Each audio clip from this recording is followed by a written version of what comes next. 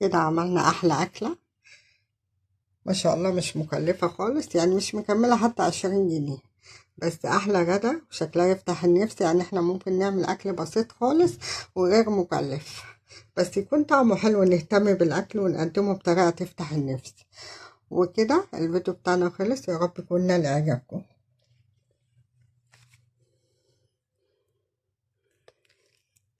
بصوا بقى من تحت عامله ازاي، ما شاء الله تحفه. واحده تاني، ما شاء الله، شايفين من تحت.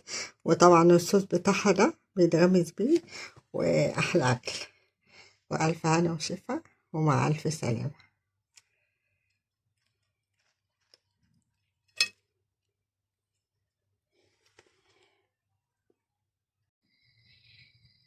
اعوذ بالله من الشيطان الرجيم، بسم الله الرحمن الرحيم. ازيكم عاملين ايه؟ النهارده هنعمل اكله خفيفه كده. هنعمل بطاطس. بسلق البطاطس الاول، وبعد كده نقول هنعمل ايه تاني. وكده بعد ما سلقت البطاطس وقطعتها نصين زي ما انتوا شايفين كده، بطاطس صغيرة.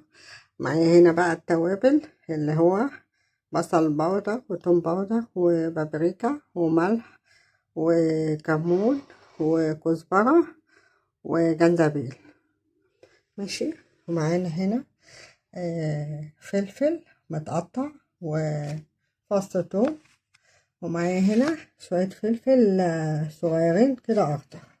هعمل ايه بقى؟ ومعايا شوية هنا زيت، زيت عافية، زيت زيتون، الزيت اللي موجود عندك بتحطيه. طبعا أول حاجة بنزل عليها بالتوابل كده، بعد كده بالفلفل،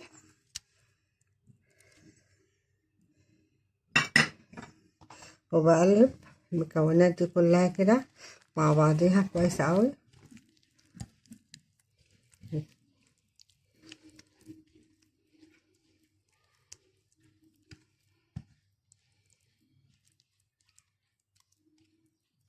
زي ما انتوا شايفين كده، خلصنا كده تقليب.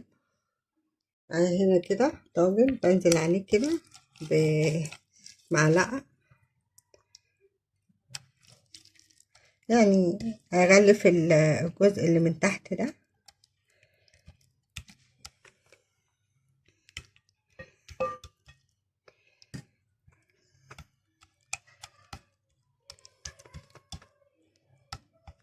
بس كده.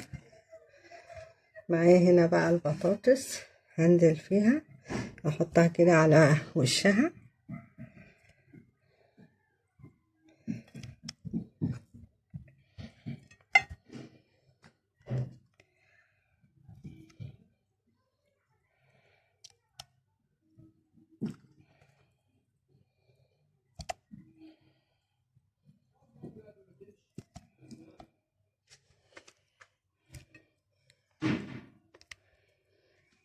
البطاطس دي الطريقة دي بتبقى تحفة،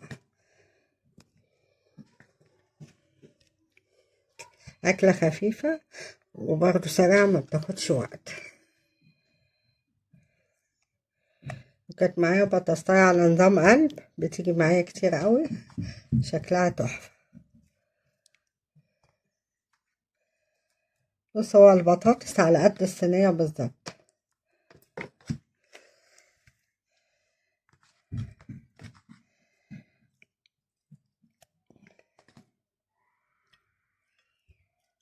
كده خلصنا بقى رص البطاطس كلها.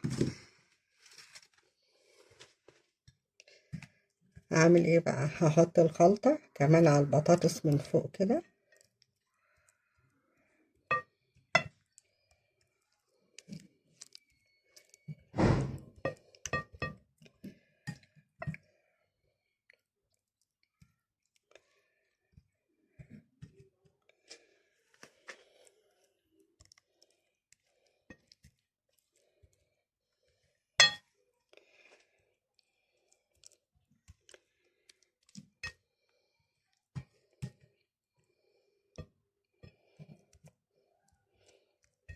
ريحتها طبعا تحفة عشان التوابل والثوم.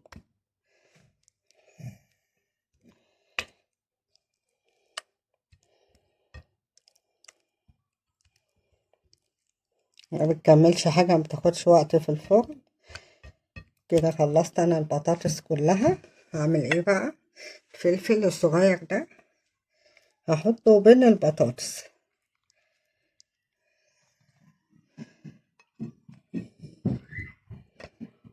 طبعا الفلفل ده حامي، انا ما حطيتش شطة، بس بيبقى طعمه تحفة، بيفتح النفس على الاكل.